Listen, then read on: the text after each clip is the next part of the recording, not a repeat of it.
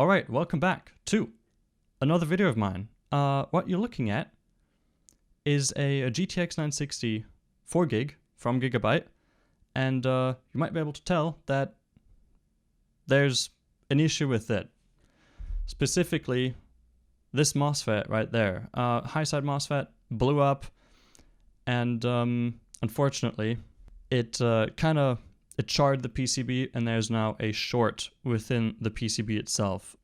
I considered taking a Dremel to it, but actually ended up not doing that because, well, the VRM's to the left of the GPU, which is where the display outputs are, and kind of don't want to kill the display output circuitry, and decided that, you know what, I'm just going to e-power it. And as you can see, I have had an e-power attached to it, just to see if it still works. You know, blown high sides, they can kill things downstream. So, but it works just fine. Yeah, the idea is to e-power it. Now, the e-power board itself is this right here. It's still a GPU right now. By the end of the video, it will no longer be one. Instead, it'll be an e-power board. But yeah, this right here is a 560 Direct CO2 from Asus, and the reason I went for it is because, well, I picked this one up for cheap because it's dead, and it has a fairly potent 6-phase V-core on it, so, which I believe is going to be fine for e-powering a GM206 there. So yeah, I have already turned one of these into an e-power, so I already know what it is that I have to do. But this time around, I decided that I would be filming it and turning that into a video, because why not, right? So, without further ado, really, I'm just going to get right into it.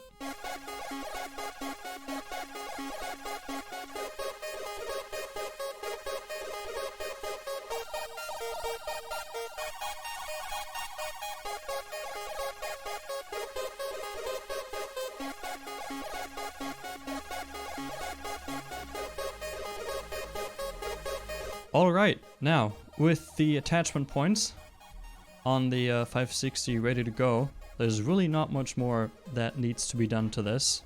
It's pretty much just cutting the PCB and then getting all the voltages in the right places for it to fire up.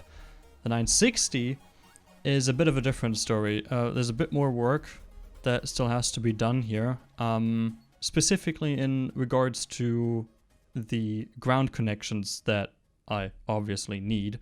V-core is not going to be a problem. I have this our exposed part of the V-core power plane here, already put some solder onto it, just like on the 560 there. And I also have all of these inductor pads right here that I can use, which I believe is going to be plenty for what it is that I'm doing with it. But ground's a bit of a different story. There's really no exposed ground pad, a large, substantial enough ground pad to solder to here. So what I'll have to do very likely is remove the MOSFETs, specifically the low side MOSFETs, and then short the drain and source pads together so that I can use the inductor pads here as well as the then exposed MOSFET pads as grounds. I'll also have to do some capacitor mod still. As you can see, it's still completely naked. And I'll also still have to attach the memory volt mod. You know, there's the controllers on the back right there. Should be easy enough to volt mod memory on this, but yeah, with all of that said, let's do the e-power mod.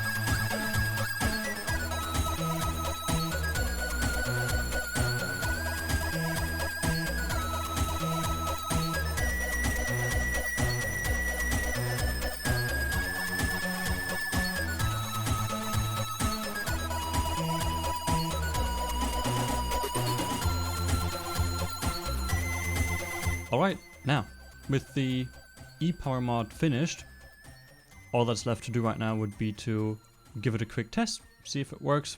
I'm running mods right now. Voltages seem to be on point, 1.5 on VMem and about 1 volt on vCore. And yeah, as you can see, works just fine. It survived.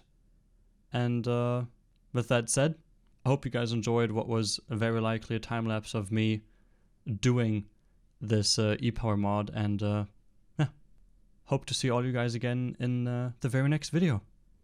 Have a good one.